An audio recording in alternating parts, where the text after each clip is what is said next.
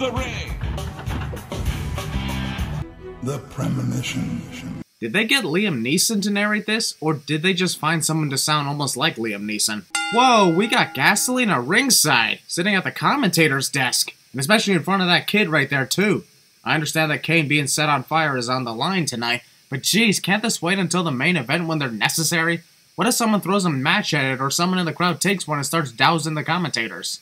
What do you think's gonna happen inside the cell? It's demonic! Jim Ross asks Jerry Lawler what he believes will happen inside Hell in a Cell, and instead Jerry goes on to describe the cell rather than giving his predictions. We're gonna see a guy get set on fire! Jerry Lawler promotes immolation. He's got a skirt on! It's not a dress, that's a kilt, sicko! Anyone know what that reference is from? Haha, you slipped. Thresher was watching Men's Teo and could have countered that punch easily. Even if Menz was going to succeed in that roll-up, he would have failed miserably as he was only hanging on to Thrasher's hips instead of locking the arms around the waist. That's in his partner Moss. Well, that was pretty awkward. Rather unorthodox style employed here. What was the point in Funaki suddenly jumping forward and landing on the mat? I mean, that was pointless, not to mention stupid. And there's Taka with his no hand. Well, damn, gotta remove a sin for that suicide dive from Taka, even if he risked hitting Thrasher on the way down. Outstanding leg strength by Taka Michinoku. Taka threw himself over the top rope as he was clearly seen jumping before Dick could even toss him over. And look at this. Haha, Funaki jumped too late. Mr. Vince McMahon! Sable arriving into the ring just to be dismissed not even 2 minutes later. Vince is a dick. To witness Kane setting himself on fire here tonight. These people are sick.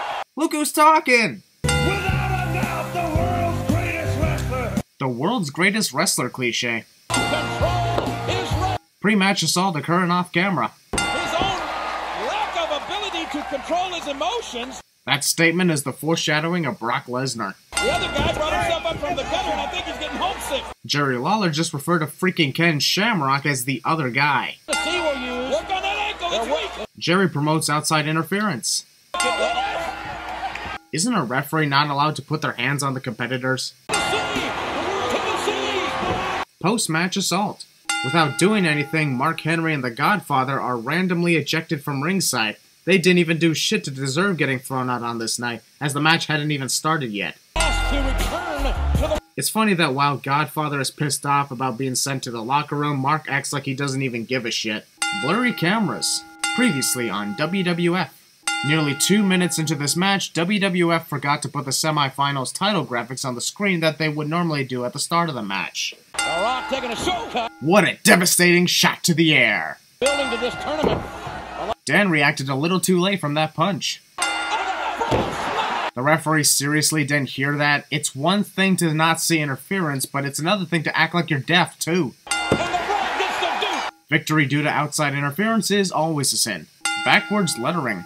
A match where one of the participants is a mannequin head? I know it's Al's gimmick, but I'm honestly just sitting here thinking for 30 minutes about how the hell I'd send this without trying to sound too realistic. Also, considering the head is a female, shouldn't this be announced as a mixed tag team match or something? Impromptu guest referee. The head fans out there, I apologize for denigrating. What am I saying? Exactly, we're all losing our minds here. Brian is addicted to mannequin heads. What the fuck am I saying here? Even Jerry Lawler's going insane. I'm scared here. And the King shaking a finger at Al Snow. No, he's not. He's shaking the finger at Scott. I understand that the head is on the corner, but what's with the second mannequin head right below her?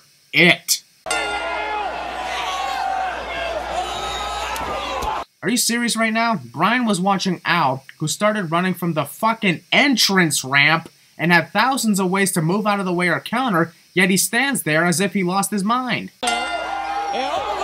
Scott likely only hit Al's arm, which normally wouldn't cause Al to fall over, but either way, Al was blocking the view of the camera, so that will be the sin. Wrestlers will also prevent their opponents from tagging an inanimate object. Hey, shut up to all who laughed at me! Also, biting. The head is the legal man. Don't you mean the head is the legal woman in this match? No, now. Shouldn't Al be in the corner if the head is the legal, participant? And the King. Even if Jerry wanted to make the count, it wouldn't matter as Al was not the legal wrestler on his team. The head was nowhere near Scott's balls in that low blow, probably why it was allowed.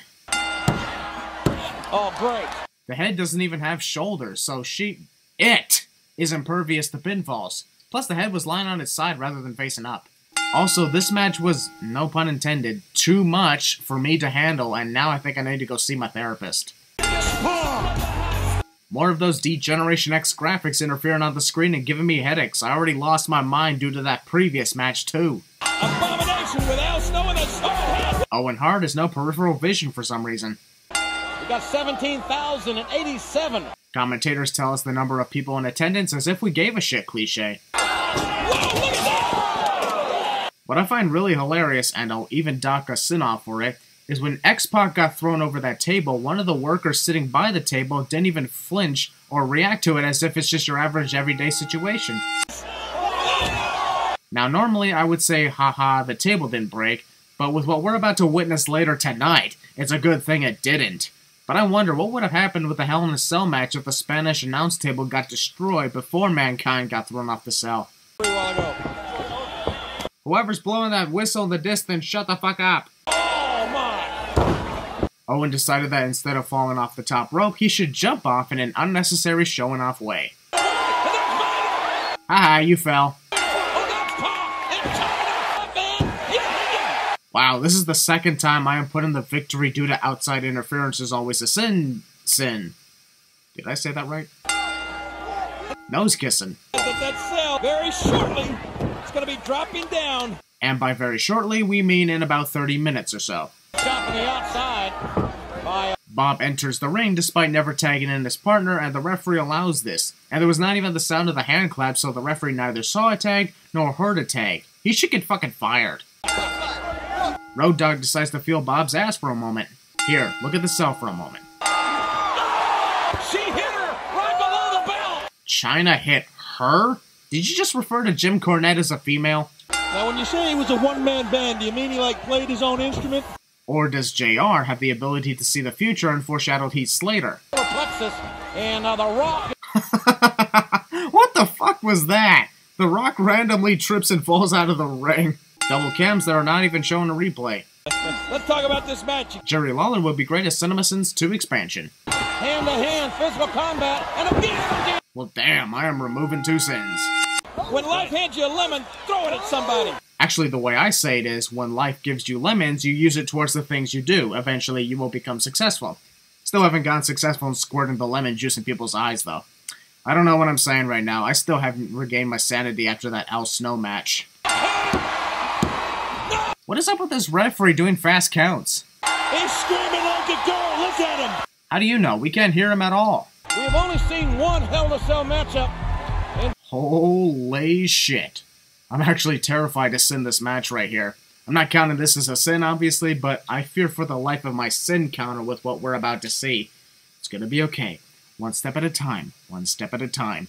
Why does no one ever bring weapons with them to the ring for matches like this these days? What's he doing? Well, he's trying to get up to the top of the cage. Thanks, Captain Obvious. Who knows what he's thinking? God only knows. Indeed, God only knows what Mankind is thinking. That's because Foley is God, JR! Of all the things he's lost, I think he misses his mind the most. Oh. I missed my mind too after that tag team match you were officiating.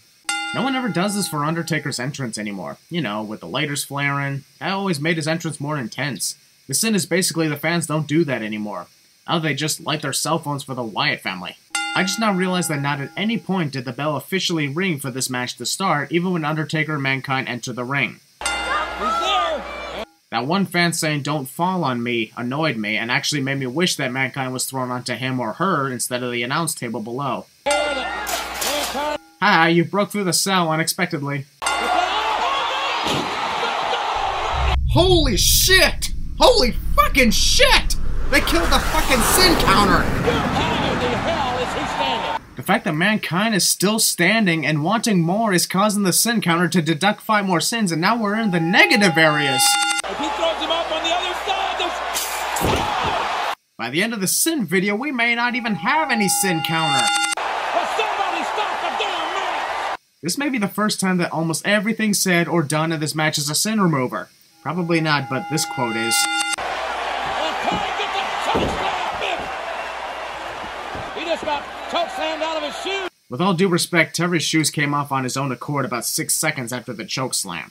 How is he still standing up? I don't have a damn clue. The bigger question is, how the fuck is Mankind still alive? The fact that he's still alive and able to continue this match is taking another sin off. Isn't there locking these guys? Who made that ruling?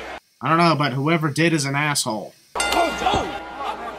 Thanks, narrator. Sack, some sort of bag or something. The moment Mankind brings out a bag, how can you not know there's thumbtacks inside? After landing on the thumbtacks, Mankind rolls over into more of them, thus piercing himself even further. They're anticipating. They're anticipating... what? Did you forget your lines or something? I'll be honest, it almost looked next to impossible to see if Kane is bleeding, considering he's almost entirely covered by a bodysuit and a mask. JR, look at Kane's outfit. There's no exposed skin. Except for his hand. Who's lowering the cell? What is going on here? So I'm guessing this just turned into a First Blood Hell in a Cell match? He wasn't going to stop this thing for a bloody nose. But a bloody nose still counts as drawn blood. First person to bleed loses, no matter the circumstance or the source.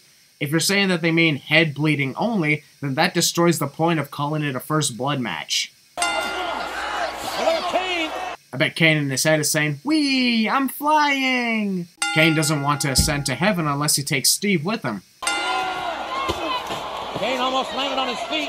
Actually, he did land on his feet. He fell over afterwards, but he still landed on his feet. Look at this. Oh. Kane just got hit by his biggest fan. Ear to ear. Oh, Referee knocked down a crucial point in match cliche.